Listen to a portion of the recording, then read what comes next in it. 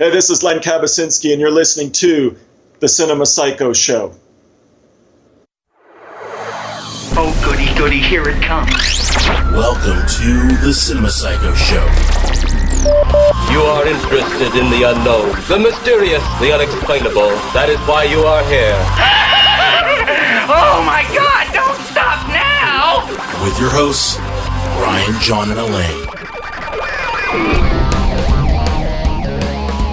Welcome to the Cinema Psycho Show, the madhouse for film freaks and film fans of all types. I'm your host, Brian Content, joined by my fellow co-hosts and filmmakers, John and Elaine Woolscroft. Are you guys ready for a twist? This episode is actually about the short-lived 80s show Manimal. No. Whoa, Manimal. What a twist? What a twist.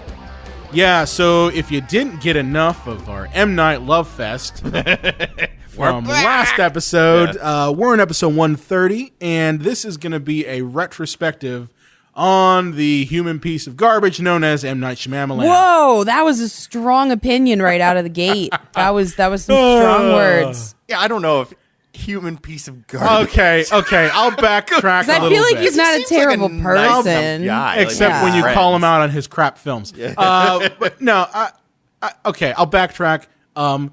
No talent. Oh, that's better. I mean, No talent, hack is okay. fraud, M. Night Shyamalan.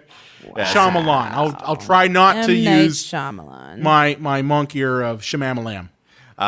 So this is our Filmmaker retrospective. We'll probably be doing less of these this year as we are parsing the episodes down a little bit. So Filmmaker retrospectives will be kind of here and there, not as much as before. But we thought since Glass came out and we saw the rise and fall and rise and fall again of M. Night fall. Shyamalan. I think this last fall is like the super big fall. It's pretty bad. It's kind of a wait and see. We'll give it 6 months after Glass is over to really know where he stands and what he's pitching for his I next know project. that review-wise, they have not been kind. Yeah, the critics did not like that one, or most of his work for that matter. But he is a fascinating filmmaker in his meteoric rise and his bizarre choices, and just how somebody that looked to have so much promise could make some of the worst movies ever made. So we're just gonna kind of unpack him here. Yep. And to give a little background, M.Night Shyamalan, I'm sure I butchered that, was born August 6, 1970. He was born in India to two doctor parents, although he did spend the majority of his life in Philadelphia. As a small child, they moved to Philadelphia, Pennsylvania. He was given a Super 8 camera when he was, I think, like 8 years old. Got a Super 8 at 8.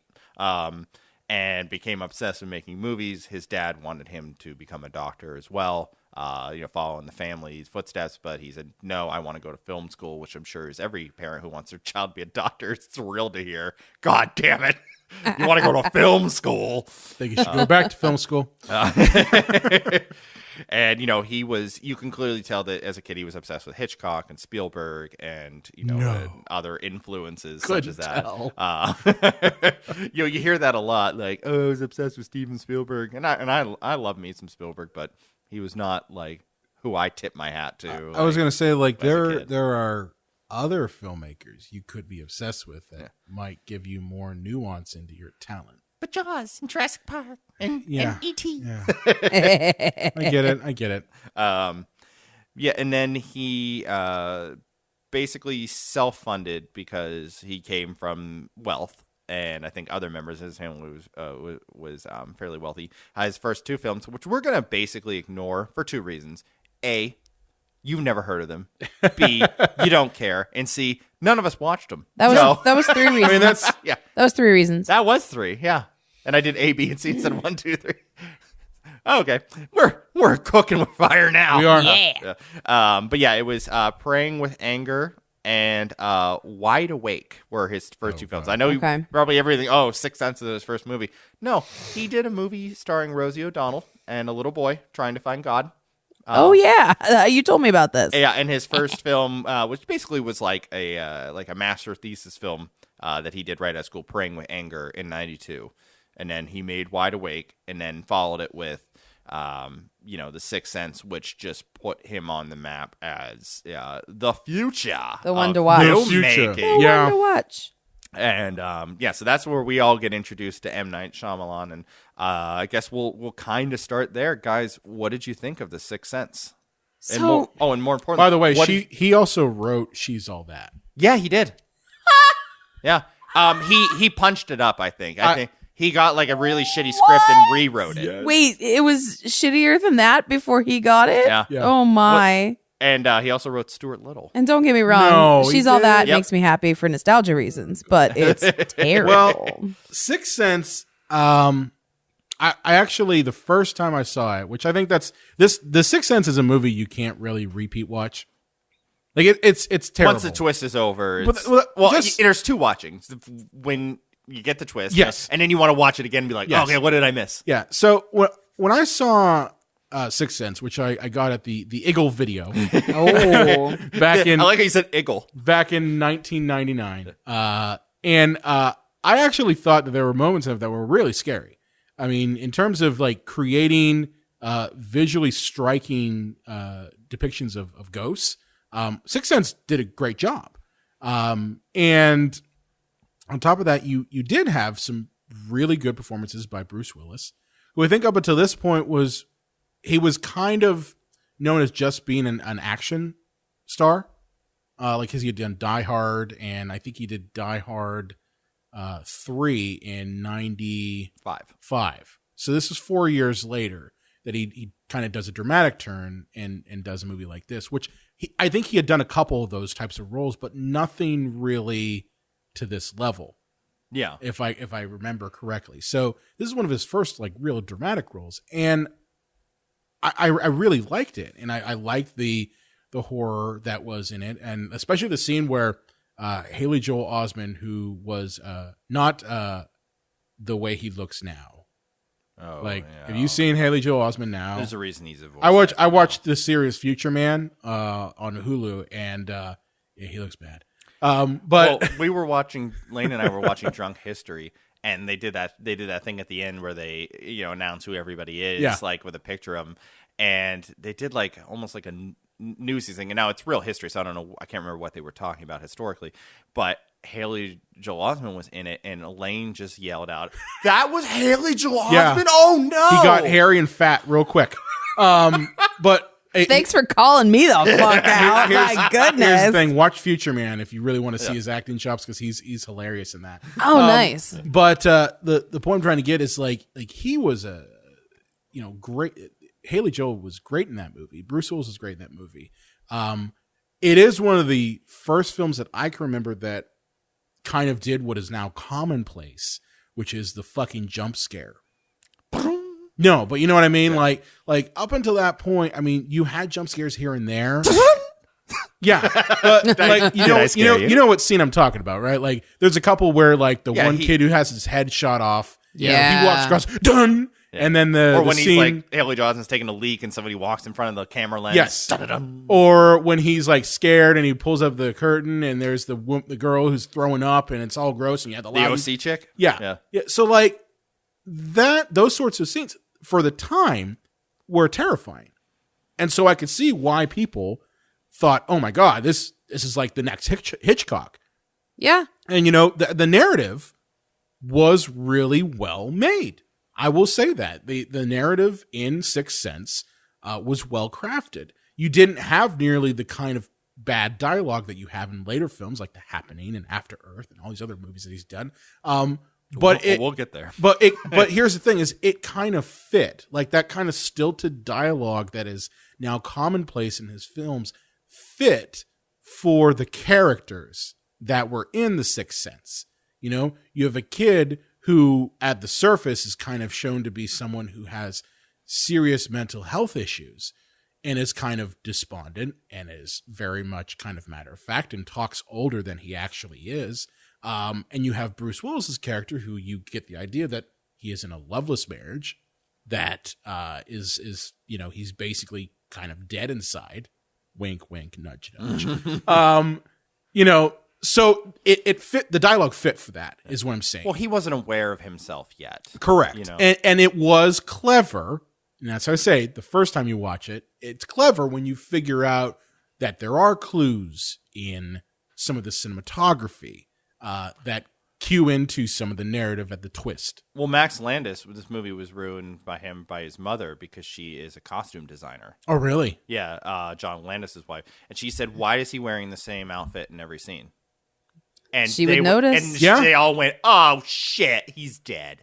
That's so funny. Yeah, but I mean, like the idea that the red handle is kind of signifying death, and the color red. Those are nice techniques that were thrown in, and like what I'm saying is like you can't really watch it again because when you watch it again, you're just like, oh. Well, I think all the tricks are kind of shown to you. I think The Sixth Sense is impressive if he had lived up to it. Like, yes, it's a shame that that's his best film. Because, like, you look at, like, let's go Steven Spielberg. Like, Duel and Sugarland Express are fine films. But he went to make Jaws and Saving Private Ryan and Schindler's List. Like, so those are fine films as his starting point. Yes. If Sugarland Express was the best thing he ever fucking made, we wouldn't be talking about Stevie Spielberg over here. No, we wouldn't. Yeah. And so it would be great if he had lived up to that and surpassed it, but he never did. No. He got close. And if you listen to our last episode, we did talk about the next film that he made. Which, Elaine, do you have any comments on Sixth Sense? Well, yeah, I mean, like I was gonna say, I saw it in the theater. You saw it in the theater? Came out, yeah, because when I was so did I. So when in like '98, my town got an actual like nice movie theater after the town ones had just been kind of kicked to hell. And ironically, that same theater is absolute garbage now because it's never been updated since I was in the 8th grade. Excuse me, but I saw it in the theater, and I thought it was quite scary. I mean, the idea of like being surrounded by, the surround sound and like having those jump scares and everything. Like the part where the kid's like back of his head is blown out. Yeah, like, that fucked me up, man. No, like, that was scary. And it just like walks right across the screen. You're just right, like, what the fuck? And you're just like, holy shit, Yeah, and didn't see the twist coming or anything like that, And I think it's interesting, and this is one of the reasons why I think that, it's so important to go to the theater when you can, especially for something like that, because I watched it again. It's on Netflix. I watched it again this week, and I was paying as much attention as you can while still, I was doing a couple of other things. I wasn't seated on my couch with some popcorn or tea or, like I wasn't just like focused, but I was trying to pay as much attention as I could. And it was just like this pale dish rag in comparison to the experience I had the first time. I mean, is the whole point the twist? I mean, and if you know it, does that ruin the film? Like, I think it does. It does. Because not to make a overly obvious pun, but I felt like I was watching the ghost of the movie I had seen before. Like there was like no color to it almost. Exactly. Well, if you think about the absurdity of it, like when a movie is based entirely on its twist, like you start to realize just how thin it really is. Because what this movie is suggesting is that for a calendar year, Bruce Willis's character talked to no one. Yeah, and for a year. And and that's I think the main thing too, because not the guy at the coffee shop, not the post guy. Well, because like that's the thing that I think left me feeling the saddest and left me feeling so hollow about this film is that he went all that time. And is that an American thing where you're just in a loveless marriage? Like that he thought that was normal. Yeah. To not be connecting with his wife like that after they'd had like that really at the beginning of the film, they have that nice night together where he gets that award and they hang out I think it's difficult to criticize that portion because it's going under the guise that, when you do die, maybe those portions of your memory and your experience of time and space change. So, I mean, it's you guys can say, well, it's a calendar year of not talking, but in reality, that might have not been that long ago. And it might not have felt like that either. It might not have felt like that. So that's that. I kind of give a little bit of leeway on that because I'm like, you're coming up with your own rules. And that just struck me as how sad that was because like, just he and his wife like didn't speak to each other hardly at all or like just kept missing each other. Like, if you don't know the twist, you kind of get that impression. I'll tell you what, like John is my best friend. Yeah. If I had 2 weeks like there, it's all right. You're kind of all right. No, I mean like if I had 2 weeks of the experience of him, I'd be like, whoa, what is going on? We gotta, I mean, even like 3 days where we're not best friends, like I'd be like, something is horribly wrong. What's going on? Like just the fact that that's sort of normal. And like, I feel like it's kind of an American convention. Those like distant, I think we she's won't supposed to get have like post-traumatic stress disorder from her husband being shot. Like it's what you were led to believe. Yeah. And also that like he became obsessed with his work after he was shot. I guess. And, like, shut her out. Or they just like had trauma, and like I know that can drive people apart sometimes, but I don't know that as an adult, because the first time I saw it I was basically a child, and seeing it now like as a grown-ass woman, that was what left me feeling like just kind of sick. Yeah. How did he even hear about this boy? Like why did he? It's not like he got a file or a call. Well, to, like, I think the idea is that Haley Joel Osment's character just attracts them. Yes, and he felt called to the boy. He felt called to the boy, and I that. think that's part of it. And all the other spirits kind of come to. Yeah, I didn't necessarily have a problem with that. I could kind of understand that. They just are attracted to him. Well, and there's a lot of really clever shots in the movie, and shout out to Toni Collette for being amazing in the movie. She's great in this. She was nominated for Best Actress. She was great in this, and I agree with you, Brian. I thought that Haley Joel Osment was very good, especially for a boy. No. I don't even think he was nominated. No, but I think he was nominated for a little boy. He was very good. We'll double check it, but there's a lot of really clever scenes that you realize after the fact, like, oh no, that makes sense. Like when Bruce Willis is in the house sitting across from Toni Collette and they're not speaking, and Haley Joel Osment comes in the house and they both look over to him, and you realize, oh, they weren't talking because she didn't know he was there. Yeah, I mean, there's a lot of like richness in seeing it a second time Haley when Joel you was know nominated. He was nominated. Yeah. Okay. Yeah, when you know the surprise, there is like some richness. Did Michael Caine win for Cider House Rules? I think he did. Yeah. I think he did. Your knowledge of the Oscars is absolutely insane. But yeah, once again, you think to yourself, how long was Bruce Willis sitting across from Toni Collette, who he assumes is another alive person like he is, without speaking to her? Was it 2 hours? Was it 5 minutes? Yeah, Why did it's true. How did you get into her house? No, that makes sense. It's true. There's a lot of issues with this movie, and I don't want to gloss over the fact that there's a show I watched growing up called Are You Afraid of the Dark? Oh yeah, which had this exact I know what. Yes. episode. Yeah. Yes, I and know they exactly. Did it first. It's one of my favorite episodes. That's a great. Too. That's where the tale of the prom date. Yeah. Yeah. They die, and he's In like the car trying to talk to accident. the sister, and no one else will talk to him, and that sort of thing. Yep. Because we do need to discuss this as we go along in our M. Night retrospective, is that he's kind of a thief. Little bit. Because people sued him over The Village as well, because he basically stole that from a YA novel. Yeah. There was no litigation brought to pass for The Village, though. Right. So yeah, he kind of stole this from an Are You Afraid of the Dark episode, which I know probably pulled it from like spooky stories. No, I think Are You Afraid of the Dark? They came up with some pretty original shit. Okay. Yeah, that show was great, and it's funny because it's one of my very favorite episodes of the show. Donna Maitland, that's the girlfriend's name. I know so much about that episode; it's unreal. But yeah, so here comes the next great filmmaker, and he makes a bizarre choice by making Unbreakable, which is a good film, but when you're making a mopey superhero movie without any superhero stuff in it, and it's slow paced and prodding, and it's like what? Well, why? You would think he would have followed Sixth Sense up with Signs, not Unbreakable. Yes. Which we'll get there, but yeah, Unbreakable I would say is probably his last true quote unquote you can't see my air quotes, but good film. Good. Yeah. I think that's. I mean, aside from Split, which comes in later. As I said, I didn't mind. I Split. turned to Lane because we ran in Split. Even though we both didn't want to because he was such a joke by then. But we were curious. We were like, it was a red box and it was cold, and we're like, just do Split.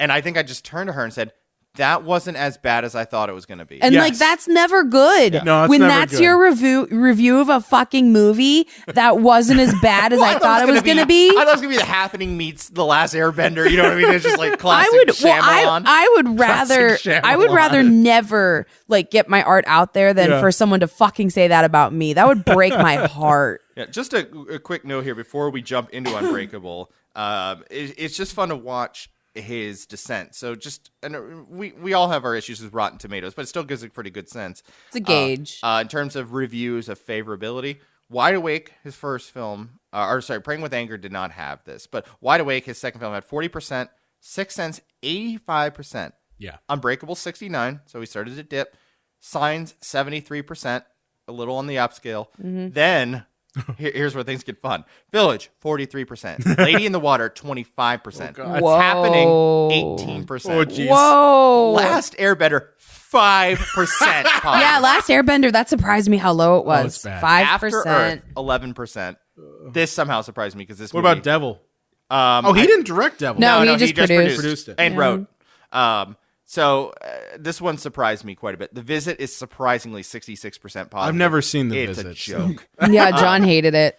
Split 76% and Glass 36%. So Oy. yeah, obviously he had his decline, but couple. before his decline, yeah, he had Unbreakable, and this movie is very polarizing for people.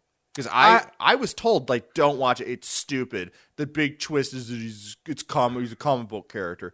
And then I rented it, and I was like, man, my friend was just wrong. This movie's cool. No, I liked it because it was like at the time, this was 2000 when Unbreakable came out. Yeah.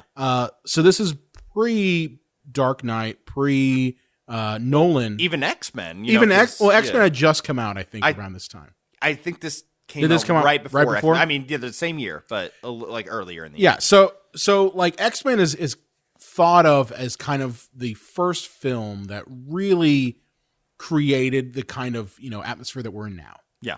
Because then Spider-Man. And all this other, and then Marvel came. So really what Unbreakable is looking at are the superhero movies of the 70s, 80s, and 90s. And those sorts of movies were kind of off the wall.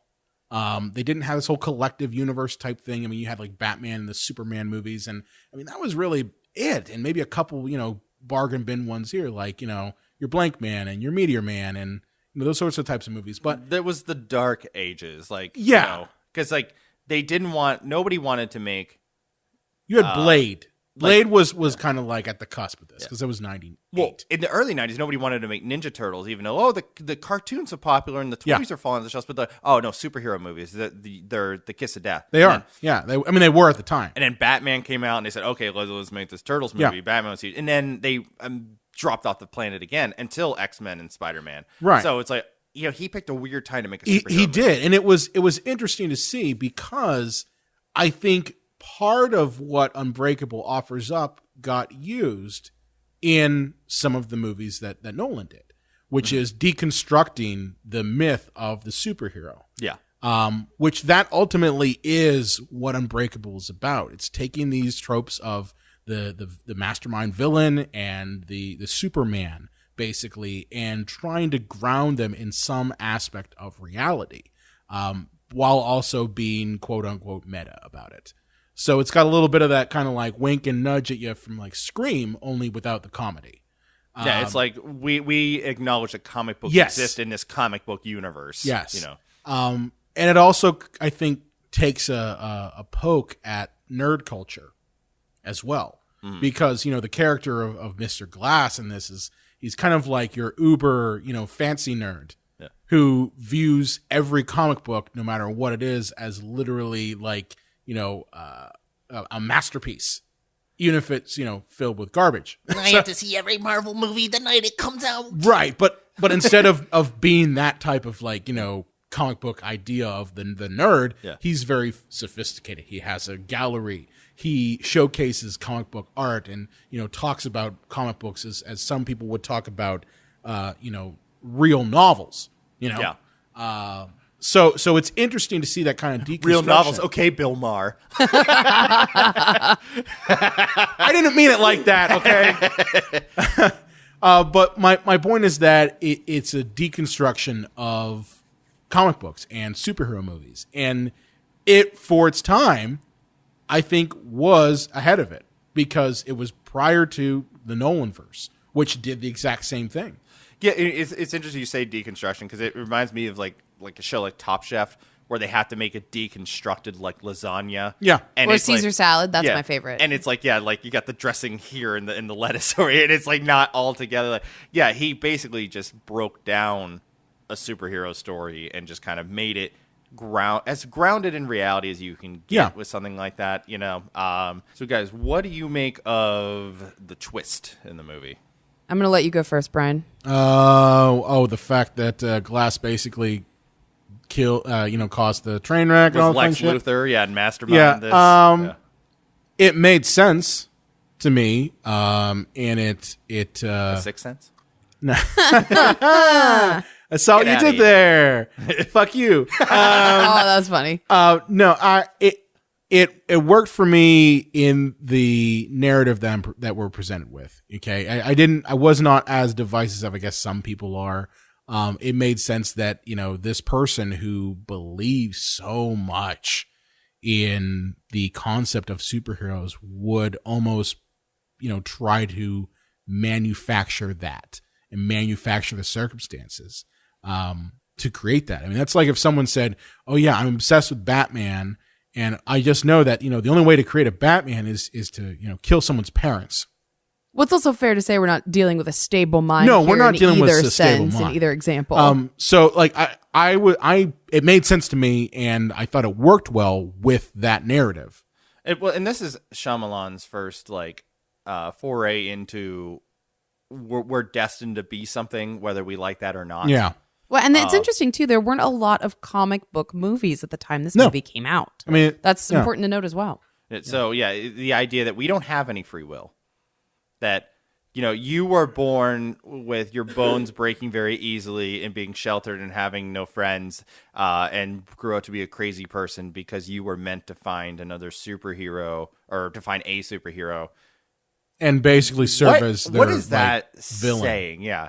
It's basically implying that Richard Ramirez was born to be a serial killer. So if your family was murdered by him, then they were meant to die. They were their meant to fate die. was meant to die by his hands. Yeah. You know, and it gets into a whole other movie. That's a philosophical podcast that is free will. that is a true. big philosophical question, and you can see that he does have that kind of point of view that your fate is already decided. Yeah. And do you guys think that this movie exposed him a little bit as the quirky science fiction-y horror guy with the twist? Not yet. I think it was a mistake for him to do a movie with a twist right after Sixth Sense because he's the twist guy. Yeah, and I think I he can see that became point. a bigger gimmick than he was a filmmaker. I think that's a problem Because science doesn't have a what I would call a home run twist. I mean, there are things that you can say are twisty. It's a twist. Let's be honest here. In science, there's a couple twists. Right, but there's nothing they're like, what? You know, Mel Gibson was an angel all along. You know? Oh my God, amazing. It's hinted if you go back. But yeah, I think it was a misstep for him for two reasons. He was going to have a hard time living up to Sixth Sense and picking a superhero genre when that genre was fairly dead, and deconstructing it when you deconstruct something when it's become kind of stale, right? Yeah. Like, all these Marvel movies out now, like, I'm going to make a deconstructed superhero movie because there's all these superhero movies, so I'm going to give it a twist. When there's nothing to deconstruct, what are you deconstructing? I will argue with you on that because I think that this was a perfect time to do a deconstructed superhero movie. Because up until this point, and as I said, we're not talking necessarily about post X-Men coming out. This is basically the last superhero movie that of any worth that had come out that was big at all was Batman and Robin. Okay, so keep that in mind. That was the atmosphere that we're dealing with. Is that Batman has turned into a fucking joke. Superman is a fucking joke. You know, all these movies that people idolize in the 70s and 80s, you know, Christopher Reeve's Superman, you know, Michael Keaton's Batman, those have all become jokes and stale. So yeah, this movie comes around and basically it offers a perfect deconstruction of it because I see what you're saying. As I said, you know, it's hard for us to kind of look at it in you know, outside of the atmosphere we're in now. Where literally we get a superhero movie probably 3 to 4 times a year now. Okay, if not more. If not more. Seriously. It's like 6 a year if you count 6 DC a and year if you Marvel count and- DC's bullshit. So many.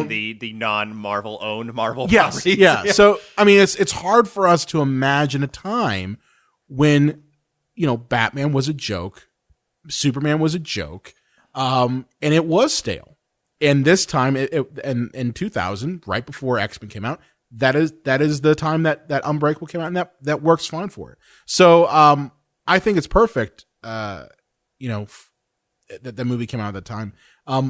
But I didn't really have too much of a problem with it. I can't see where people say this is where he became the twist guy, because you're like, well, why is he always got to put a twist in that? It was the second one. Yeah. And I remember my brother was You're going to start really, expecting the twist, and that's all you're going to watch. That's my thing, is my brother really likes Signs.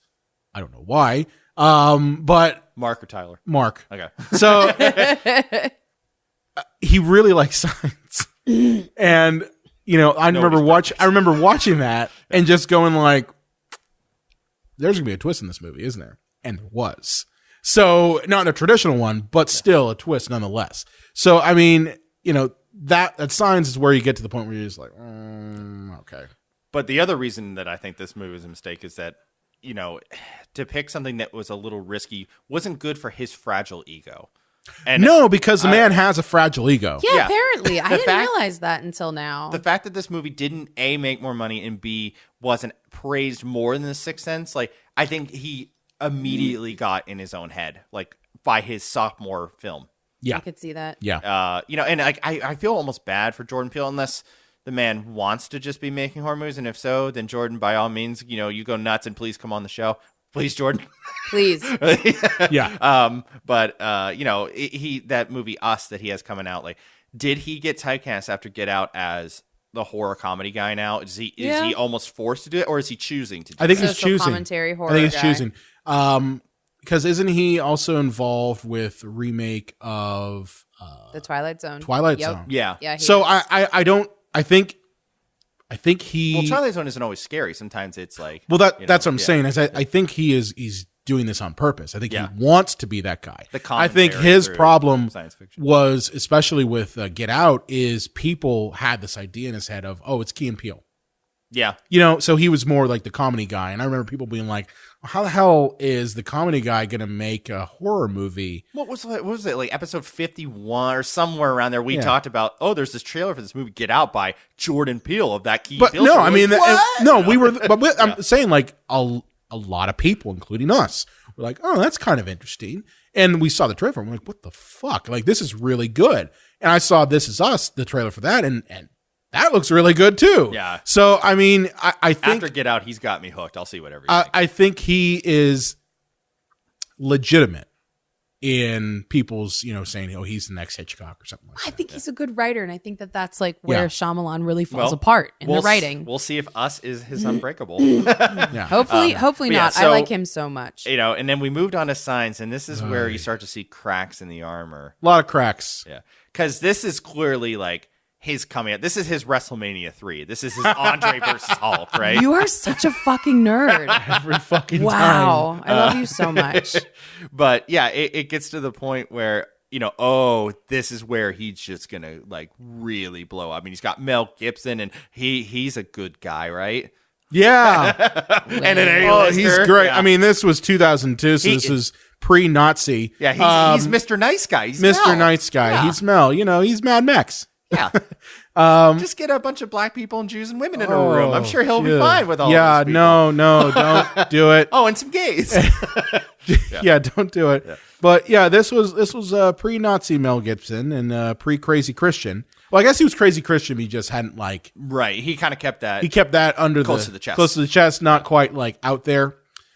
which his character also did in this movie. Yes, yes, and yeah, this is where we start to see the dialogue that I talked about in Sixth Sense, where Oh, boy. it's like Yeah. stilted and it doesn't sound like real It people just are isn't talking. how people talk. This is a whole movie of that. Yeah. Well, I remember this was being like an event film, and it was two reasons. It was the Sixth Sense guy, not the Sixth Sense and Unbreakable guy, but the Sixth Sense guy. Yeah. Because we just kind of, that was very cult, Unbreakable, is making an aliens movie. It's like, I like the Sixth Sense. This is going to be good. And I will say they knocked the trailer out of the park for this movie. Oh, yeah. I remember seeing the trailers like, oh, that's going to be cool. Yeah, it's going to be awesome. It was also it was also at a time when I remember like crop circles were big. Yeah. You remember that? Yeah, isn't that weird? I think it was when we were all kind of understanding how the internet works and like realizing how dumb we could like use it for things. Like, but I remember like around this time, 2001, 2002, people were all like, "Oh my god, fucking aliens making crop circles." well, we had just barely survived Y2K, of course. It's true. It's true. We just survived that, and this is 2002, so this is right after 9/11. My mom bought 2 gallons of water on New Year's Eve. I was like, Mom. It's like they're in Bangladesh. They're cheering on TV, which is already New Year's for them. Like, it's fine. People listen for those youngins who might not understand.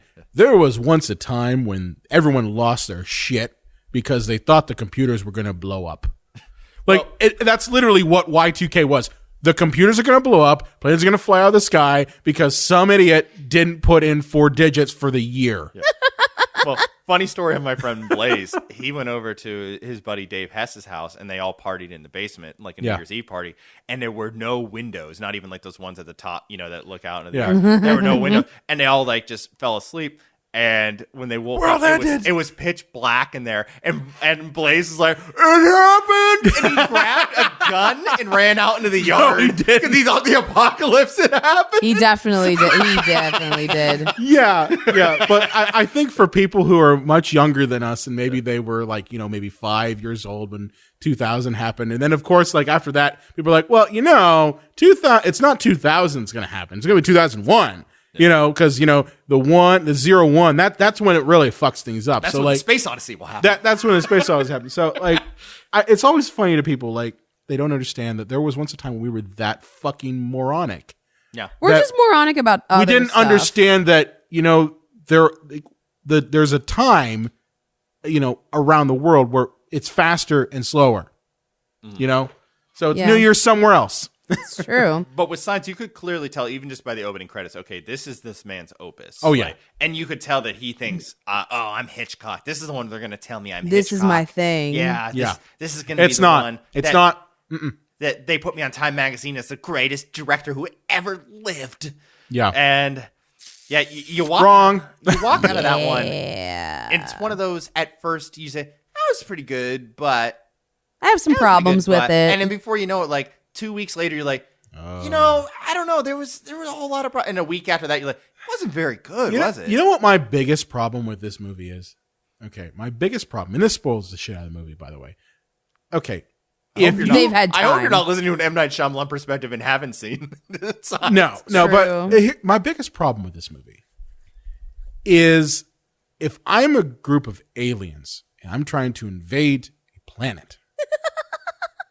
I didn't think this is where we were going, but I'm excited we're here. If I am a group of aliens and I want to invade a planet, I'm advanced enough to have mastered interstellar travel, and I'm advanced enough to know that the substance of water, chemicals, is like acid to me. Why the hell would you go to a planet? Would I go to a planet that's mostly covered by water? Brian, we're going to get through this together. It's okay. Why would you do that? I'm going to throw a possible twist. There is no twist for it. No, I have one. I think you find this interesting. I don't think water harms these aliens. Really? Yes. Oh, I'll feed you. But it hits their body and it turns to acid. Because it's holy water. What? The water is blessed by Mel that he gives to his daughter, and they are essentially demon aliens. No. And no. It burns them because it's holy water. It's not just water. It's oh holy my water. fucking God. You are worse than him. I think that's what it is. Because you're right. Because why would they come to a planet that's 71% water and try to like attack us when our bodies are like what 68% water? I think we're higher than that. I think we're so literally I water. could cut myself and dump it on the alien and that would kill them. Well, no, I mean because you would have to be a man of the cloth. I find that personally I think that argument is bullshit. I'm sorry. I don't think that's it. I think that's Shyamalan. a little bit of this. Because Okay? this is like, and we obviously skipped over it because nobody cares, but Wide Awake is a very religious movie, which is odd because I did look it up, and I believe he was raised Hindu. So his flirtations with Christianity is odd because he wasn't even born Christian. But this film is very religious. And that's why I think it is holy water, because this is a movie about believing in God. Did and he your bless faith. every piece of water then? Because there were glasses of water that got because kicked over. they was the water that was given to his daughter, so that he would bless it before he would give it to her. Every piece of water was blessed, is what you're saying. Well, it's stupid, but yes. I'm just saying. I don't think that's it. I think honestly, this was the idea. Like the whole idea of this movie is that there are signs all around us pointing to our fate. Okay, so the fact that what's his face, Mel Gibson's brother Merrill, who's like a failed baseball player. Right. He's always told to swing away. Why weren't you making the millions of dollars and licking beautiful women's toes? Yeah. That's a line in the movie. But that is a line in the movie. Again, people can't talk in this sigh. movie. But like the whole idea that, he was a failed baseball player, but now that skill that he has is what helps, save him from the aliens. So once again, his fate was to be a giant loser who Yes. missed out on a great opportunity to do what he loved so that he could swing a baseball bat at an alien 20 years later. Yes.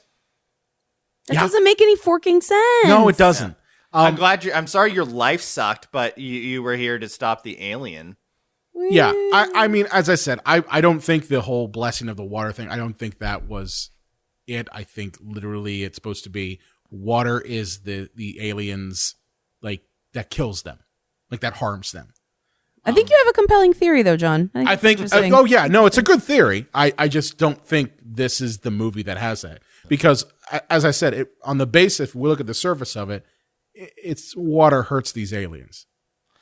And I think if that was the case, they should have made that clear because, Brian, you're not the first nor the last person to point out how stupid it is, considering we're entirely made of water. The planet is entirely made of water. Exactly. For aliens to come to attack a planet of water. I mean, like us going to invade a lava planet. But I mean, it kind of, it's pulling from like the War of the Worlds, type thing. Like that's what M. Night's stealing from. Yeah, is the idea that this most innocuous thing, the common cold in War of the Worlds, is what kills the aliens. Now that makes more sense to me because, of course, foreign viruses. Foreign viruses, and this also goes back to the idea of imperialist societies going to foreign lands and coming back with bizarre illnesses that kill entire populations. So it makes sense for that to be it. But this just it seems like you're trying to take an innocuous thing like water and make it something that kills these aliens, but at the same time it's like they're supposed to be higher beings. So I get the idea that they're demon aliens and that this is his faith saves them, but it doesn't hold any water. I don't get it. And the thing is, like, I know that talk about polarizing once again. I know there are some people that absolutely love this. My brother loves this movie. I don't get it. But to raise an interesting question at you guys, if the film does have an audience and it was financially successful, which, to be fair, in this country, that's what's most important. Like, movies are businesses, first and foremost. Even if the film was an artistic failure, is it a success if it has an audience and made money? I mean, that's a big question there. I mean, this movie, did it have success? I don't even know. Did it? I think it did. It made world. It made $408 million. Yeah, it's all right. With a $72 million budget. Yeah, that's not so bad. Yeah, that's a good chunk of change there. It's a healthy margin. But I mean, it depends on what you measure success by.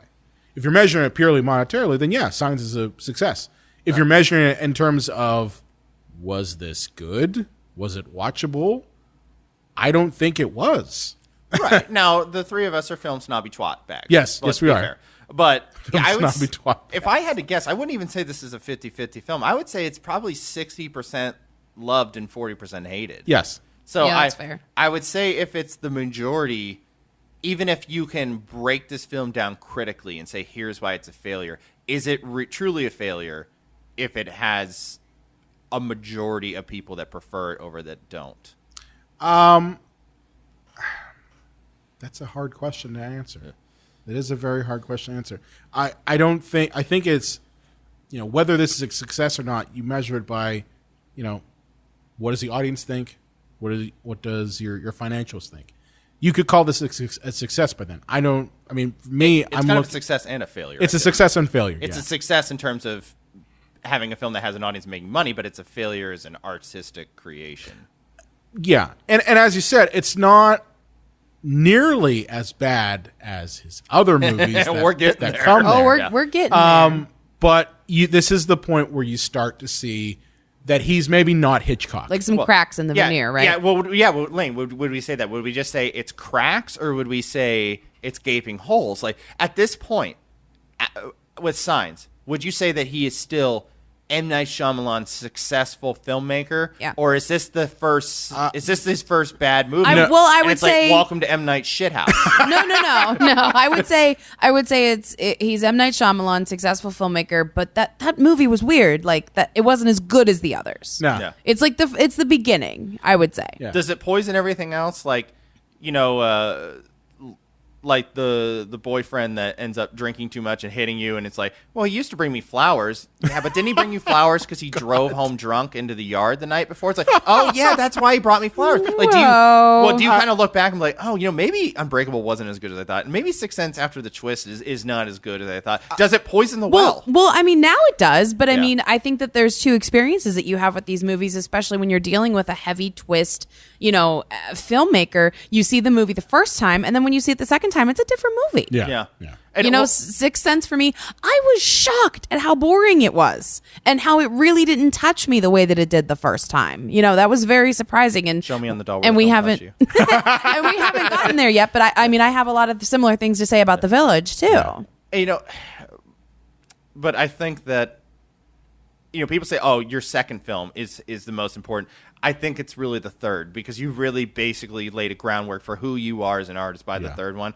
And I think he really needed to knock this out of the park, and I don't think he did. No, he didn't. This needed to be his WrestleMania 3. Yeah. And it Yeah. was. And this is his WrestleMania 4. But after that, we get The Village. The Village. Guys. Which I got to be honest with you, I'm not that familiar with it. I didn't really I have a see story. it. I have a Yes. story. So like, this is how it was for me, because, I've always loved movies. And I was, Bold stance. growing up, Bold stance. and everything. So I was like, okay, that Signs movie was kind of weird, but when this was coming out, I was so fucking excited. I was like, I'm in the mood for a scary movie. I was feeling like very dark and twisty and hateful. And I was like, this one's supposed to be super scary and like really upsetting and blah, blah, blah. So I set it up with my friends and we went to the drive-in movie theater. I was like, this is going to be perfect. The Village, it's supposed to be outside. It takes place in Pennsylvania. I live in Pennsylvania. We're going to be seeing it at the drive-in in the middle of fucking nowhere because I'm from a really small town. And like, it's going to be amazing. Like, we got sandwiches and we camped out. We were so ready. I've never been so pissed in my life. I was like, this wasn't fucking scary. We saw the fucking great. movie and I was like, what? Like, wait, what? No, like, I bought sandwiches, asshole. Why is this movie so bad? Yeah, I'm a high school kid. I don't have money for Sammys. Yeah, but it's slow and marauding. You know what I mean? Yes. Like, it's just, it's Well, the fun- introduction to slow, boring Shyamalan. Well, fun story. So I see it again this week. It's also on Netflix. I watch it again this week as an adult. I'll admit, gave it a little less attention than I was able to give The Sixth Sense, but it was slow. It was boring. And like, I noticed things that I didn't notice the first time. Like, the age gap between Bryce Dallas Howard and Joaquin Phoenix was kind of upsetting. Like, I'm an old woman now where I just notice things where I'm like, she's too young for you, even if you're in like some kind of weird 17th century like society. He could be her uncle. Yeah, for real. Like So, her younger uncle. and all the stuff with Adrian Brody's character. Oh, I mean, my. this is like so problematic. Like that anyone that's that has differently abledness or has any form of like ID is like just a violent monster. Like that's so damaging. Well, when he stands up like very early in the movie and starts doing his Rain Man impression, I went, "Oh no!" See, I mean, what are you doing, M. Night? And I didn't remember that from the first time I had seen it and everything, and I just assume that's because I've grown as a human being in the last 15 years. But I mean, well, I guess I was a little older when this came out, but my goodness, that was it just wasn't. There was like nothing good about it, though. I don't even know. Well, I don't want to sound like I am some guy who can predict the future, but I remember sitting in the movie theater predicting a twist. Yeah. I said to myself, "Would you imagine if this is all just some elaborate like stunt?" And that this is No, actually, you didn't. Yeah, I swear on a stack of bartender's guides. I'm trying to think of what I would swear on. That I was like, and they're gonna like go into the real world or something like that, and it's just modern day. And then I thought to myself, no, that's just really stupid. Oh my god! And then that was the fucking twist. It's true, and it's funny because I wasn't predicting movies like back in those days. Like I just kind of let it take me as it would, and when I got to the twist, I was like, that's fucking it. That's the fucking twist. Are you kidding me? Well, I think this is the film that made the unbreakable M. Night Shyamalan break. Yeah. Oh no. This is where he turned to glass. No. Well, this is when where he split from being a good filmmaker and became glass. This is when I felt personally victimized by M. Night Shyamalan. I was like, you fucking trickster. You got me to spend money on this fucking movie. Thankfully, it was the drive-in, so it was like 2 movies for $5. What else? But did you see? I can't remember what else we saw that night. I'd have to ask my friend and see if she remembers. For Finding Neverland? No, that's 2005. I don't know. I don't know what it would have been. But yeah, I was just Sideways. I was just so Sideways. pissed. And just like I was like, that's it. This fucking guy. I was like, I'm done. And that raises the question: how many second chances do we give this prick? He would come out with a new movie. He's gonna have a bunch of more second chances after this. But this is when I was done. I was like, nope. I was like, I'm done. I'm good. We're good. He's not a good filmmaker. I didn't hate this movie. I thought it was garbage, but Boring. I didn't hate it. So boring. It wasn't until his next film, which we'll get to in a minute, that I just had given up on him. But there's 2 important things to note in the history of Mr. Shyamalan at this time. This was right around the time he came out with that credit card commercial where he's at a diner and like he sees a woman eating, but then like her tongue like goes 20 feet to her plate. And then there's a guy that like catches on fire, like a waiter. This is a real commercial? Yeah. And a waiter catches on fire, but then somebody like pulls the fire into like a fireball. And it's all supposed to be like M. Night Shyamalan like seeing normal people and then coming up with this great masterful ideas.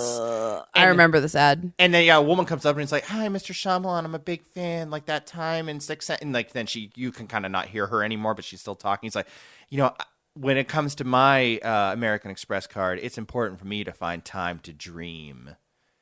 And it's like, oh, so he's Mr. Big Shot, isn't he? He's Mr. That's why I'd say Signs is a success because American Express thought that this guy was God, God, and anything he does has the golden touch. And then The Village happened, and then and then we all realized, nope.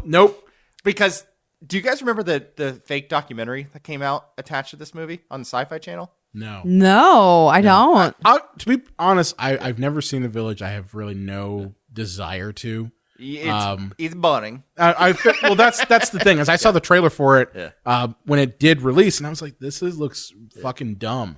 But my bullshit meter is pretty good. I really didn't care. But I didn't know they had a documentary. Yeah, and it was it was all fake, but they tried to pass it off that. Oh, they tried to Blair Witch this shit. Yeah. That M. Night was like asshole on to like something that like about like demons or something. John, no, and really? the Sci-Fi Channel was trying to shut them down because they revealed like dangerous truths.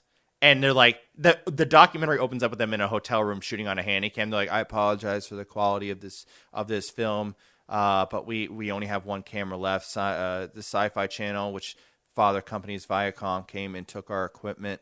They shut us down, and what footage we have left, we'll try to scrape something together." What is your possible goal in this? Like, you need to be trustworthy as a filmmaker and as a narrator, not of voice. Scam artist. Yeah, that's what I'm saying, Orson man. Welles. Yeah.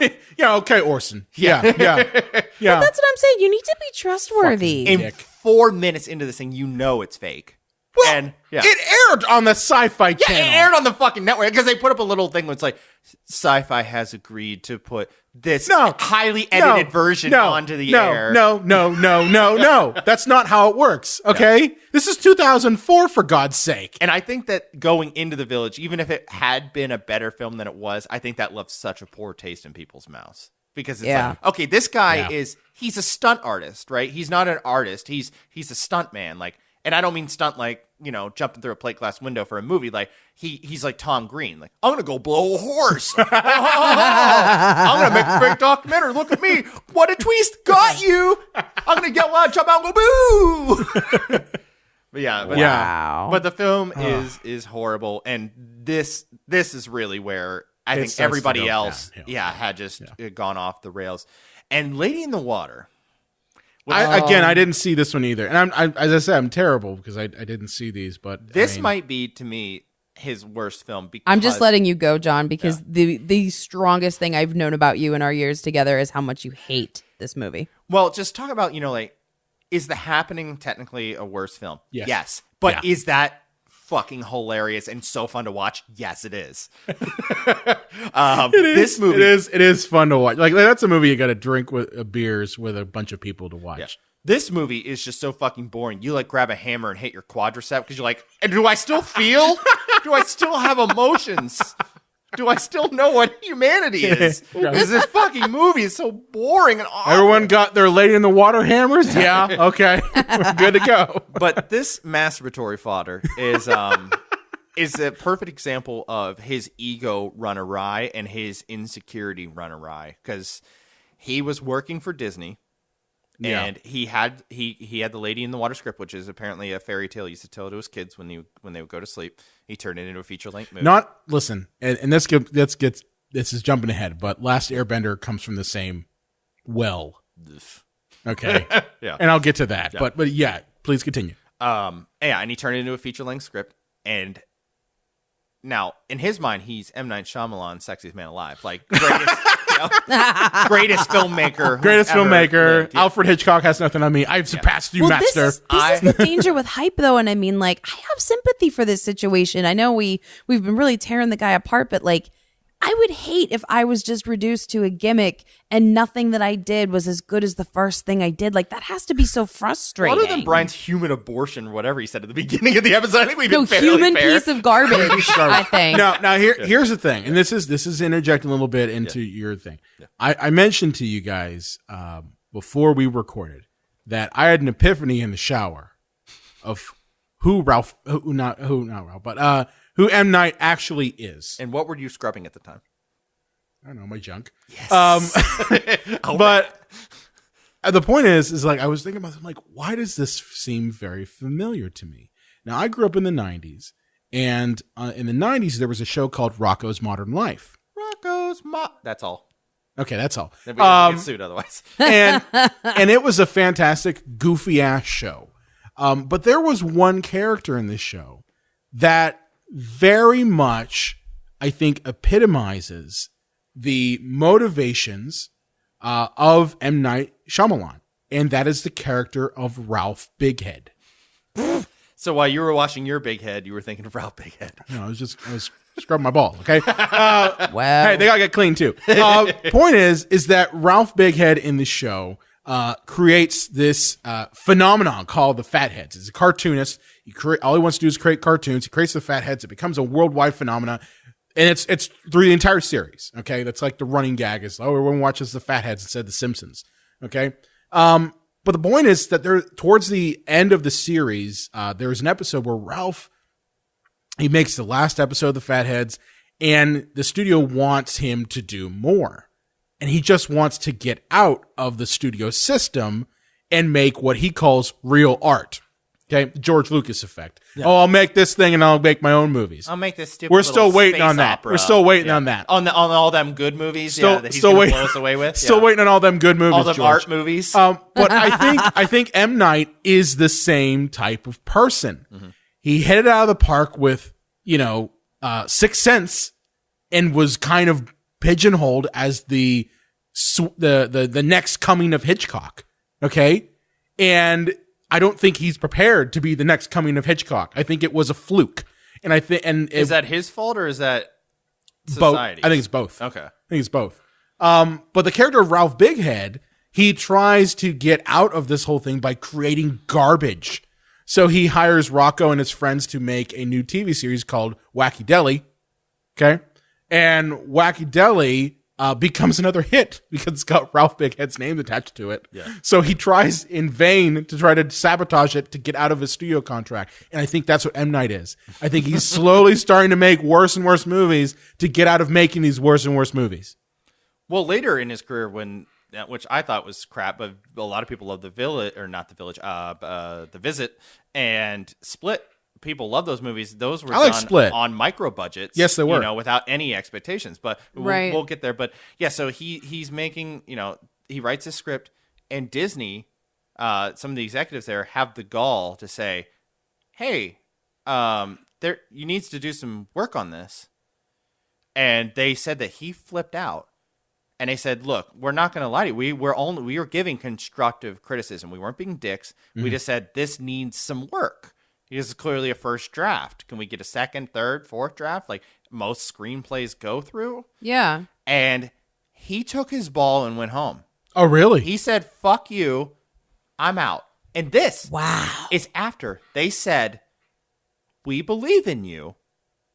Even if we have problems with the script. So we're going to give you $60 million and carte blanche to do whatever you want and have free reign. Wow. But his ego was so fragile because they said that because they didn't read the script and go, my God, you're the greatest storyteller ever. And this is the attitude he has to anyone who questions his movies and says, okay, maybe why are you I don't making feel garbage? bad for him anymore. What a dick. But like I'm saying, like this is the exact same attitude he has when fans call him out and say, you are a shit director. You've made shit. Why are you making shit?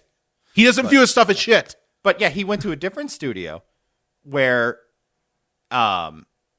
he got less of a budget and more hassle. More ball licking? Yeah, more ball licking. More ball licking. And he needed the gratification. Yeah. And he the thing needs is, it. This movie is riddled with a man who is incredibly bitter because there's a film critic in the movie who's a dick and gets eaten alive. It's like, oh, are those your critics, M. Night? Those are. Yeah. Those are his so critics. messed up. And he Told you, human piece of garbage. he plays Jesus in this movie. Of course he does. Because he writes a book. Couldn't be more of a messiah. He has to make himself the literal messiah. Well, they can see they know into the future, and apparently M. Night Shyamalan writes a series of books that the greatest man who ever lived that changes the world and we live in like a world of peace read these books, and they were the influence on him to create a utopia. So M. Night Shyamalan cast himself as the greatest man who had the greatest thoughts and the greatest stories of all time in his own fucking movie. Now, up to this point, his cameos have been very small. One-offs. Yeah. Like in Unbreakable, he's just a guy who was wrongly accused by Bruce Willis at the arena. Yeah. And it's like 2 minutes. Yeah. In this movie, he's like the fifth most important character in the movie. Wow. And he's there for the latter half of the second act and the third act. Through the whole fucking thing. He's just an actor now. Yeah. Ooh. That's bold. That is bold to assume So you can do both. This is the example of ego and fragility run amok. Right. And this is where anybody that was still desperately holding on to him said, fuck It's gone. It's over. It's gone. Yeah.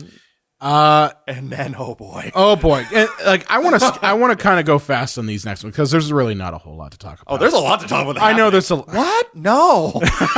John I asked. can do a dissertation on that. Oh, John God. asked for The Happening. Like we saw it in the theater. We're together at this point, and we saw it in the theater. And I gave him another chance. And John, Why are you giving him other chances? John was so happy. He asked for this shit on fucking Blu-ray, ironically. Okay. And like my mom and his mom didn't get it and like thought that he was asking for it because he's a film guy and like people who don't know much about films like still think that Shyamalan has some talent at this point. And I was like, no. This is an ironic ask. Gone. I got this one. So guys. 2008 comes around, and again, someone Listen to you gave giggle. someone. He's pure joy. This movie's he's trolling us, right? Oh yeah, He's this fucking is with this us. is a complete fuck you. I think yeah. he's Ralph Bigheading it. I'm telling you. I've been saying this. He's Ralph Bighead, okay? He's a sadist. He hates people. He hates his fans. He hates people who don't like his movies. He hates them all. So this was Dick, basically M. Night in 2008. He decided, fine, fuck you guys. I'll give you what you want. Nothing. And that's literally what the movie is. The villain is nothing. The villain is nothing. Wind. Okay, so we get The Happening. Because you could think, like, if I pitch this to you, like, it's in the air, it goes through the trees, like, nature is killing us. Like, and if I really sold you, my maybe, I don't know. Like, well, let's see how. How is nature killing you? Like, what is it doing? Like, are we having like hurricanes and shit? No. It's just, it's in the air and it gets into your brain. It's like, and if it's pitched just right, like, you'd be like, oh, maybe that could be all right. Let's shoot some stuff, see how it looks. But the ring that really sets this off for me is the casting of Mark Wahlberg as a science teacher. That is just proof that he was like, fuck it. I'm amusing myself. Here's the thing, though. Like, you could, as you said, you could take this and make it good. Like, the movies like The Crazies, for instance. This feels very similar to The Crazies in the term of some unseen, either disease or virus or something like that. And The Crazies, that's what it is. Shout out to Georgie Romero. Yeah, that turns people into psychopaths. Yeah, that do deviant, horrible behavior. Like murders and rapists and all that stuff. That makes sense. And you could have done something like that with this movie. Instead, as you said, you get Mark Wahlberg as the science guy. Yeah. And then I saw Bird Box recently, which is a much better version of The Happening, which is not even that good, but it's better. I haven't seen Bird Box yet. But yeah, The Happening, it really is like, I know we said last episode that Glass was just a giant fuck you, but The Happening really is like a giant fuck you. Well, I will say this, that after The Sixth Sense and Unbreakable, in a completely ironic sense, The Happening is my next favorite of his movies. Not for the right reasons. And it's not for the right reasons. You look at The Village, and it's not fun bad. It's boring. This is fun bad. Yeah, and, Lady in the Water is exhaustingly boring. This movie is hysterically funny. Yeah. And the thing is, it is technically a comedy. I don't mean the jokes land, because they don't. They don't. No, it's just such inept The filmmaking. circumstances are funny. And the fact, like, how is this the same guy that made Sixth Sense? Yeah. Because I'm not saying Sixth Sense is a great movie. I'm just saying that it was competent. And this movie is 100% incompetent, top to bottom. Performances, the story, the background of it, like that wind is killing us, the pacing, the plot holes. It is just bad. Well, I mean, the performances too. I mean, he has that dialogue problem, but he's also not great at directing the actor. No. And like, I'm not saying he picked good actors for The Happening in particular, because I don't think Zooey Deschanel or Marky Mark are exceptionally talented in the acting realm. And I'm sorry, I know a lot of people like Zooey Deschanel, but I'm not one of them. So I don't think that he would have gotten good performances anyway, but a better director would have gotten more. A better director wouldn't have cast Mark Wahlberg as a science teacher. I don't know. He's always like a scientist and shit. No, he's a scientist, or he's an engineer who lives in a junkyard, as in the Transformers movies now. He should be a cop or a thug or a gangster. Firefighter? Or a firefighter. No, yeah. His best film that he's ever done, besides Boogie Nights. Boxer. Besides Boogie Nights. Yeah. Was what was the one where he's a bodybuilder? Wait. Remember that one? Bodybuilder. Yeah, he was a bodybuilder. He ran a bunch of gyms that he was actually like try to commit a crime. He tried to shake someone down for money. What, the Schumacher movie with The Rock? Yeah. No, but that's the only role he can really play. Something in pain. Yeah. Yeah. But that's what I'm saying is like that is the apex of his acting ability right there. Yeah. A meathead. Like that's it. He is not a scientist. He's not an inventor. He is none of that. He's either a porn star or a meathead. That's it. Okay. But yeah, my favorite scene in this is the one that a lot of people point to is where, for seemingly out of nowhere, him and his band of like his dog, Merry Idiots, they escaped to like this old woman's house who said, "Oh yes, please come in." And escape the evil wind. They escaped the evil wind, and then within like, what is it, like a couple minutes later, the woman's like, "You're gonna rape me, aren't you? You're gonna murder me in my sleep. You're gonna murder me in my sleep." What? No, ma'am, no. Yeah. literally that insane. right there. I can't believe you'd say that. Yeah. I'm a scientist. But that scene right there distills down the fact that one, Wahlberg can't act for shit, and two, that Shyamalan, he's a movie star, not an that actor. Shyamalan literally has zero talent when it comes to directing or writing Or casting. or Don't put him in there in the first place. casting. And you've worked with Joaquin Phoenix, William Hurt, Bruce Willis to a lesser extent. Like, put any of them as the science Even teacher. like Adrian Brody. I know he was bad in The Village, but I mean, he was great in The Pianist. Sorry. I thought you were going to say penis, and I giggled. Giggled like a schoolgirl. Tee-hee-hee. Yeah. But no, the rest of the casting talked about him. John Leguizamo, like, when he came on screen, I was like, wait, why is he in this? John Leguizamo? Reasons. The Pest? Yeah. Yeah. Hey, that's a great cut there, man. I love The Pest. I don't care what anyone says. And then Zoe Deschanel looks like she has to poop the whole movie. Like, To be fair, every movie she's in, she looks like she has to poop. She either is the manic pixie dream girl or she has to poop. yeah, it's just top to bottom, like, piss poorly cast, and that would kill even a movie that was competent in every other facet, which it's not. And two, dude, I have to say, like, it was like they were trying not to have chemistry with each other. That was like my biggest takeaway the first time we saw it, John, where I was like, these two have nothing to do with each other. They want nothing to do with each And other. I want to blame Mark Wahlberg, but like she is just as much to blame.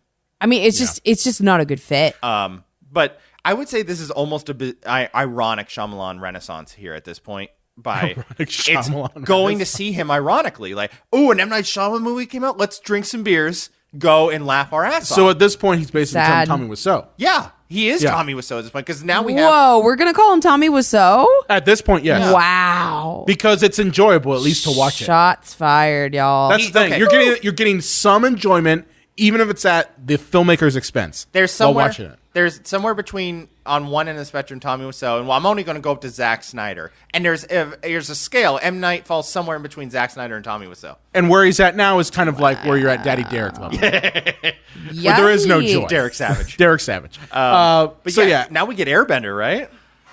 Okay. Oh, here we go. Okay. So Strap in, kids. I'm actually a fan of Avatar: The Last Airbender. That's the TV show, The TV right? show, yes, the series. And I haven't really watched Legends of Korra when that came out. Both my youngest brother and I would watch it. We really loved it, and it's a great series that has that it pulls a lot from Eastern mythology, specifically Chinese mythology. And creates a really rich narrative, with really solid characters, and it's one of the, in my opinion, best cartoons to come out of like the 2000s. Avatar. So it was a complete surprise to me that I heard that it was going to be made into a movie, and then it was an even more surprise to me when I heard that it was going to be M. Night Shyamalan who's going to be making the movie. Now. This was around the time, 2010, when you had Dragon Ball came out. Yeah. Remember Dragon Ball? Well, the Dragon Ball Z Evolution was the movie. It was Dragon Ball Evolution, and it was a goddamn nightmare. It was like, and I'm a bigger fan of Dragon Ball Z than I am of Avatar. But it was a goddamn nightmare. And Last Airbender is, in my opinion, worse than Dragon Ball Evolution because you could, from the offset, just watch it and be like watch the trailer and be like, oh yeah, that's a fucking nightmare. It has nothing to do with Avatar. So Last Airbender, the movie takes up the first season of Avatar. We were wondering about that. It's since we basically were the first familiar. season. Why would you do that? If you're going to do it into a new medium, why give everybody what they already saw? Exactly. Yeah, like find a new story. Well, to the thing tell. is that the whole arc of the character of Aang goes from him being kind of a childlike, impish type character to being the savior of the world. Okay, like that is his arc, is to go from and throughout the seasons you get the every single time he learns and gets closer to his destiny, which is to save the world, become the Avatar, master of all of the elements, or right. That he grows up and becomes mature and is able to save the world. And fight the main villain in the whole series, which is the Fire Lord. We never even get to that, by the way, in this movie. Really? Oh yeah. It's never, you never get to that. So that dude from The Daily Show isn't the actual villain? No, he is a minor villain in the first season. What? He is like the general that decides I'm going to kill the water spirit because I'm a dick. like literally, he is so tiny in the pantheon of villains in this thing. That upsetting. Like Fire Lord Ozai, who is the main villain in the entire series, basically is at war with the world, and he's taken over huge chunks of the world. The man literally shoots fire out of his hands, and he doesn't need a spark to do it. By the way, he could just do it, and that's the first criticism I'll have with this movie is they took the whole concept of bending and fucked it up. Okay. They took the whole concept of bending and fucked it up. The other problem I have with it is it completely whitewashes over the characters in the movie. And that was the biggest criticism of this movie that the media really picked up on it, was that they whitewashed a lot of the characters. Yeah. Character Aang is I noticed Chinese. that too. Shall I give an abridged, because I don't have it right in front of me, quote from M.Night Shyamalan? Yeah, sure. Was it fuck you guys? I'm making my movie the way I want? He said, it's the most diverse movie you'll ever see. If you actually watch anime, there are very expressive characters that are actually more of our hopes and dreams and not actual races of people. They are whatever we want them to be. So that is why we have Indians in the film and Americans and blah, blah, blah, blah, because they are literal avatars, and you can put onto them whatever you desire. Yeah, he's an idiot. he's an idiot because the mythology in this particular movie is Chinese. It's from that culture. So that's great, and I mean it's great that he has Indian actors in it as well. Unfortunately, that doesn't fit the mythology that the series is based on. Okay, so he can come up with whatever line of bullshit he wants to, but doesn't battle the fact that he literally whitewashed over 3/4 of the characters in this movie. Okay, all of the main characters, with the exception of anyone from the Fire Nation, are white. They are white American. Okay, that is the way this is set up. So yeah, the movie is really it's a nightmare to watch. Especially because, and I'm not going to go play by play with this. Honestly, don't watch this movie. Watch the series. You're going to have better time. It wasn't even fun. There was no joy, and it was there was no joy, and it's very dark for a kids movie. Well, he came up with this because his kids were fans of the show. So he just ruined his kids' lives too? Yes, the creators of the show refused. He's a sadist. There's a lot more skeletons in this movie than I would be comfortable showing a small child. Well. Basically, his kids were fans of this movie, so he decided fans of the TV show. So he decided, I'll go and I'll make it. So I'm not going to get into the nuts and bolts of it because honestly, it's a bad movie. My biggest criticisms of it are, as I've already laid out, they whitewashed over the characters. They completely fucked up the narrative of this whole thing. Yeah, it seemed really disjointed. Really disjointed. And I'm guessing he was playing on, they're going to have him make a sequel. So it was intended to be a trilogy. Okay, well, that's fine.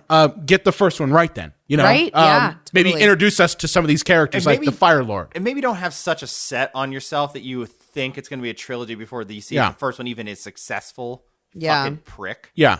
So, we basically, my other biggest criticism of this is they literally have a beginning portion of the movie in which you are kind of going play by play what's in the first season. Okay.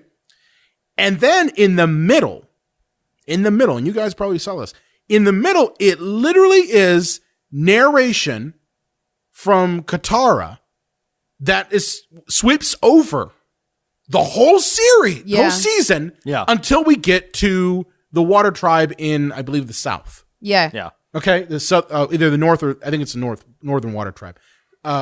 So we're skipping over a huge chunk of the first season, which is what this movie's based on, and replacing it with narration. Yeah. Wow. Like, it made no sense to me. And that's why I said, like, if you're going to do this, why not just make it? And this was 2010 when this came out. So I'm pretty sure that the series had already wrapped up before this. But, just why don't you just tell a complete story and have, the Avatar face the Fire Lord at the end of it? Like, that makes no sense to me why you would, hold off on this. And if the first movie is good, then yes, go ahead and make a second one and a third one that maybe expands on it. That's fine. But yeah, this was really terrible. Well, when they made a Power Rangers movie, and I'm not talking about that one we reviewed for the show, but the one they made in like 95. Yeah. They made the assumption that you watched the show. Yes. And when they made an X-Files movie, they made the assumption that you watched the show. Yeah. They didn't say, oh, here's Mulder and here's what he's all about. The thing is, if you're going to an X-Files movie, you watch the TV show. Well, so you don't have to do an origin story that they've already done for the show. You just hope the audience already knows about it. I don't think there's anything wrong with making an origin for this, but my issue is just that the moments that they picked for this narrative were inconsequential. The larger narrative of the Avatar, basically going from being impish to being the savior of the world and the person who's master of all the elements and saves the world from, evil.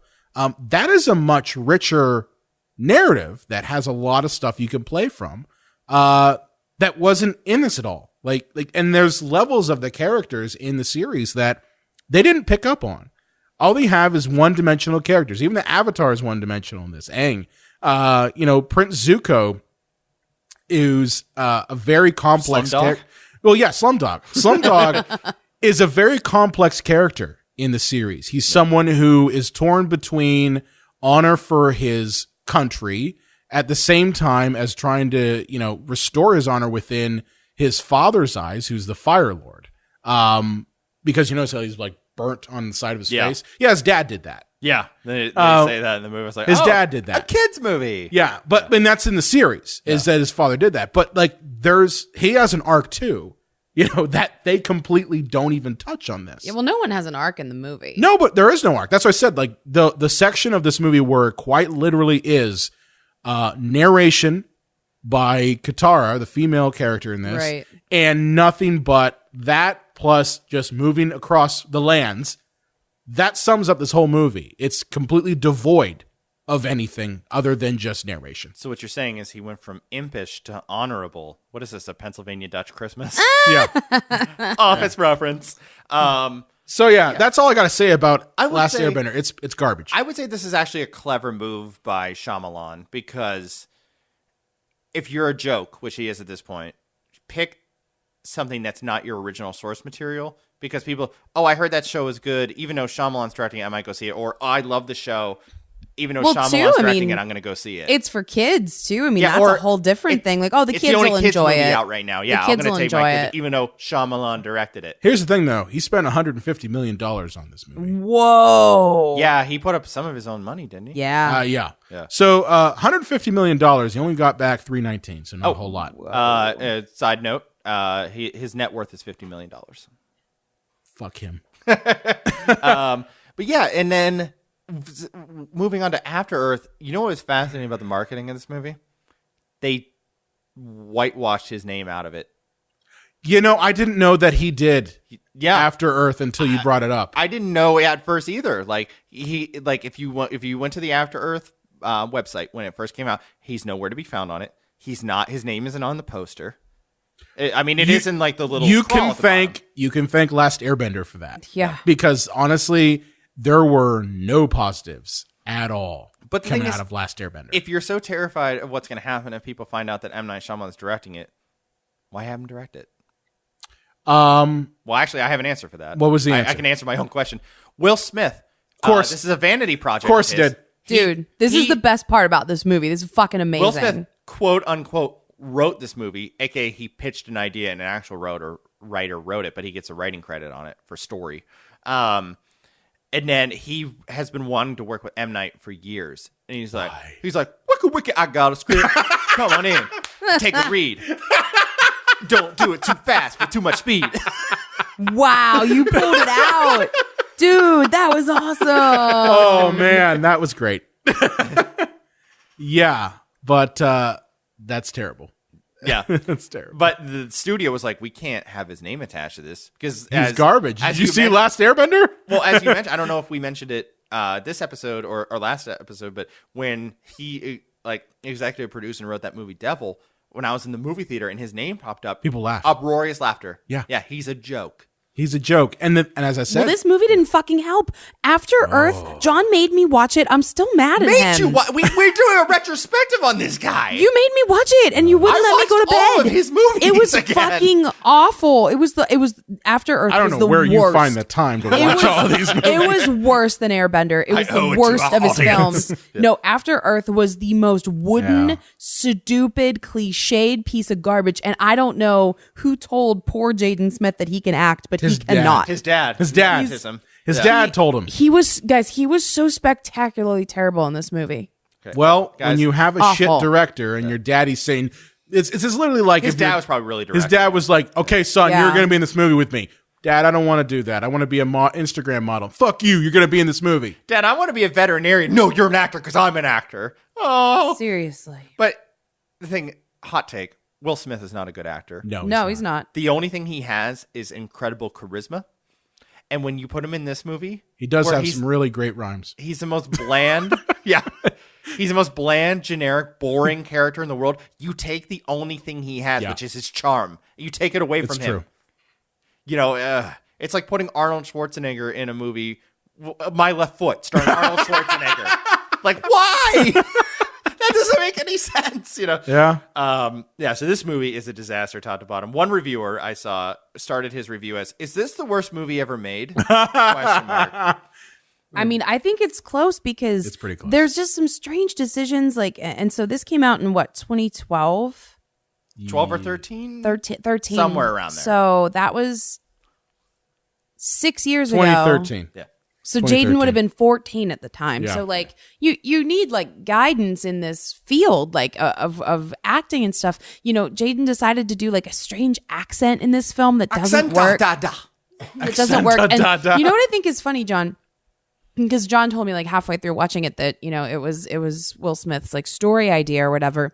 And like Will Smith's doing this thing now where he has these like quote unquote like motivational videos. And I feel bad because like some of my friends like actually like them. I think it's just such garbage because like everything he talks about, you know, he talks about fear a lot. And that's like a big theme of this movie is like the idea of fear and like whether you have it or whether you don't, or, you know, Like fear how is it's a like a natural construct. thing. Fight Yeah. or flight. We need it to live. You need it to Yeah, live. and- Like your evolution doesn't happen. Unless Yeah, you but have like that. And we'd but- be walking off cliffs if we didn't have But fear, if you guys watch it though, there's like motivational videos that he's done that speak to like the uselessness of like fear or whatever. And it's strange Okay. that it's strange that he wrote like quote unquote, you know, who knows how much he wrote, but All it of seems it. like some of the dialogue is actually kind of similar to these bullshit videos that he's done in the past. And I that's the only part of the movie that I thought was interesting. Yeah. There was absolutely no reason it needed to be on Earth. Like the fact that it's called After wasn't Earth. on Earth. It was after Earth. Well, yeah, but like, there was no reason for it to be Earth itself. No. There was no No. point to that. And This is what happened to us if we don't get our shit together. kind of, Can but we like, explain to me why there's no oxygen on this planet that's flourishing with plant life? yeah, and animals. Yeah. Because This is coming from the mind of someone like who believed aliens could come to a planet with 70% of water that You know- And Oh. wind kills will them. make me run over a lawnmower that's with always myself. the problem. That's always the problem. But yeah, so there was just so many strange choices in this, and it seemed like, you know, that one movie a year where I just need to pause you real quick. Are you gonna? Oh, okay. Our listeners did not. Get Our to listeners see did Lane's not open see that chapstick, amazing thing. And somehow her lid went flying 20 Like, feet I- across the room. It was slippery. I wish that, as I said, I've said this a couple times. I wish there were times when we had a webcam Yeah, going on it this was because slippery. that was And amazing. Lane, kudos to you. You did not miss a beat. You did not miss a beat at I all. wasn't gonna say anything, but it slid between my fingers and it just popped. I gotta actually grab that in a second. But no, I just thought that there was a greater point that he could make about, you know, what Yeah. we're doing to the planet or like why this is bad. But like it truly didn't matter. It had No. nothing to do with the story. Neither and, him nor the kid had an arc. Yeah. and honestly, the story didn't have enough material to warrant being even the 90 minutes that it was. It wasn't a long movie, but it still was thin. Right. But, he then goes to doing his independent budget because no studio will touch him. Right. No. So he goes to Blumhouse. Fuckers. And basically finances his own movies because he financed The Visit. Less said about that, the better. But it has its audience, just like Signs has its audience. And Split, which is like, oh, he's back. That's what a lot of people said. I thought it was competent. It was like fine. Like that's not what The way you want said that, to John, say. it was competent. It was like fine. I mean, Split, I could see why people would say, well, he's back. My guess is those people have not Was he ever been here? No, but that's what I'm saying is those people who have said, oh, well, he's back, have, my guess, stuck around with him and held him in somewhat of a high regard enough that they could say, oh, remember when M. Night was making good movies like The Sixth Sense and Unbreakable, and he didn't really make anything good after that. I mean, Science is okay, but they still hold him in high regard. So, but they see him as someone who's kind of fallen off the wagon, Right. And they recognize that those movies that he's made were bad, but they still are rooting for him. So when Split comes out and they see that it's not god awful, except for the one line in it that completely has M. Night in it and takes you completely the fuck out. Yeah. But like that time, like that, when the bar is so fucking low and you still have a small dedicated group of fans, those people, they're going to come out and say it's the next coming of, M. Night when a movie doesn't completely suck. And yes, you're right. It is a competent film. It does have a narrative that is fairly clear, and it does also have acting that isn't terrible. Okay? It isn't terrible. It has its problems. Like I said, I don't think it does great things for the mental health community. No, it does not. And I mean, we talked a lot about Split in the last episode, we did. So I don't think we need to go over it too much. Yeah, we talked about Glass. We talked about Glass. Too, so we can leave those be. I'll to kind of wrap all this up, unless you guys have comments on Split. Well, not on Split, but I have a couple of questions to kind of wrap up. I have an overarching comments. But I still believe that M. Night is a bit of a sadist when it comes to his films. I think he is someone who rather attack the audience than entertain them. He'd rather be different than good. I don't think different. I think I rather attack you with my vision, whether you like it or not. I think he's a filmmaker who doesn't try to entertain. Like people could say, you could say whatever you want about Alfred Hitchcock. Like I personally don't like him as a person. Right. And you could say the same thing about Orson Welles. Orson Welles was kind of a drunk.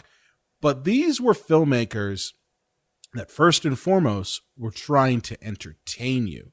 They might have been trying to ask you some questions that maybe you would you as the audience member would have to answer through the films. Sure. But they were never trying to attack you. And there was a mastery even in Psycho, their worst films. Even Psycho, which is, I would say, his most aggressive film on the audience.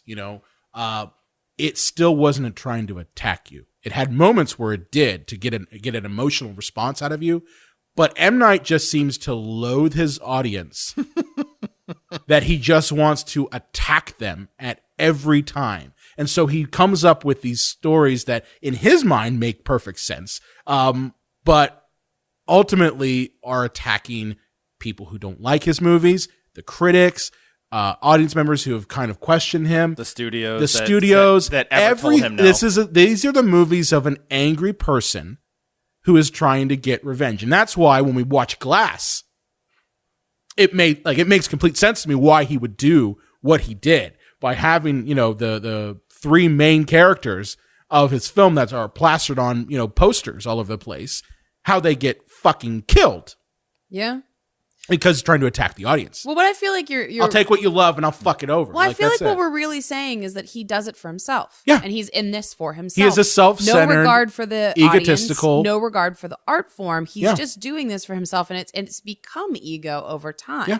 Well, couldn't you say that every filmmaker makes a movie for themselves? Not necessarily. Not necessarily. I don't feel like some do. Not necessarily. So, I mean, I think that Like David Lynch does not care if No. people like his movies. No, but here's In a the thing. different way, though. David He cares Lynch, about the quality of David his own Lynch standards. is trying to entertain, but he's trying to entertain you with bizarro type of imagery and narratives. And two, if a filmmaker is trying to challenge you, that doesn't necessarily mean it isn't Right. still for you. I think that M. Night is angry.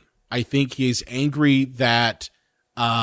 He's driving angry. No, I think I'm being honest. I think he is an angry filmmaker who, instead of trying to I'd say hone his bitter, craft, maybe. bitter and angry, I think both. I think instead of trying to hone his craft and trying to push himself to be better, to take this criticism, he instead rather lash out with more and more aggressive movies that still have the same flaws that people are pointing out to him. But instead of trying to fix those, he's just trying to say, fuck you, I'm going to do what I want. And listen, like, I feel like this is something we can uniquely speak to because we all went to film school.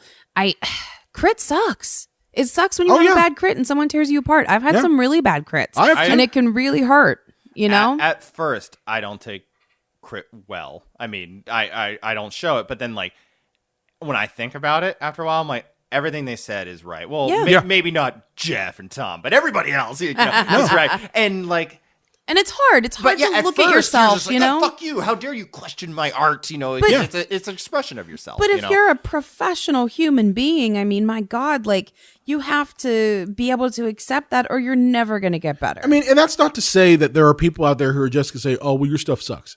Like there's always that. And that's asshole. not crit. That's not just criticism. But I that's mean, like, just feedback. If you're a studio and you get the first draft of a movie by M. Night, and you're like, "Hey, there are some problems here. Let's talk about it. We still want you. We don't want to let you go." Like, he was in a position of so much power. Yeah. That to basically take your ball and go home because someone happened to suggest that maybe we work on this. Yeah. That just shows how much of an egotistical asshole he really is, and explains a lot. It explains why he lashes out at fans. He lashes out at, people who criticize his work, because he cannot resolve the fact that he is not Alfred Hitchcock. Well, Brian, we just don't get it. No, we didn't get what he was trying to do. We just didn't understand. Well, you know what? He doesn't get that his shit does stink. Yeah. Okay, that's it. His shit does stink. He is not that great.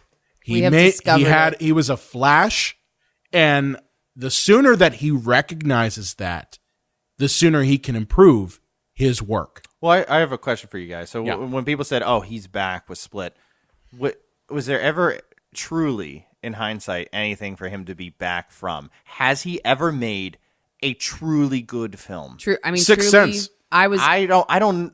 I think Sixth Sense was the best movie. I think it was a good start that never turned into anything. Well, that's what I mean. Is if you're asking for where was his high point? It's a good film. I wouldn't say it's a great film. It's a good film. It's a good film. I think that is his masterpiece.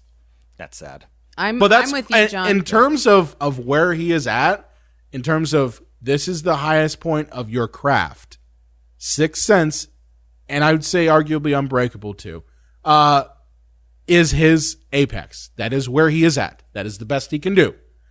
Because anytime he has tried to push farther than that, the problems that ultimately the reason why those movies work is because of the characters and narratives he's already set up. Wooden acting, ghosts and dead people. And just despondent characters. So it works for that within that construct. But if you try to take that out of that construct and not repair that, then you're going to have failures. So that's why I say he's reached his apex with Sixth Sense, because that's where he's at. That's the only point. He can't go any further. I'm with you, John. I mean, everything that I rewatched of his, it didn't hold up at all. No. But so my follow-up to that is then why is he so famous? Hype. Gimmick.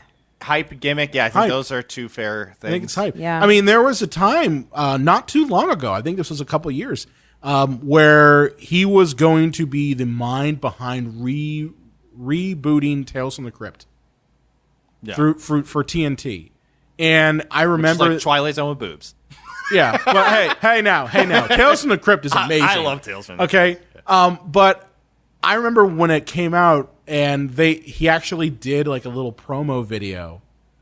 And like he had his fucking face at the beginning of it, kind of like introducing it as like the Crypt Keeper. And the rest of it was all stock video from other horror movies.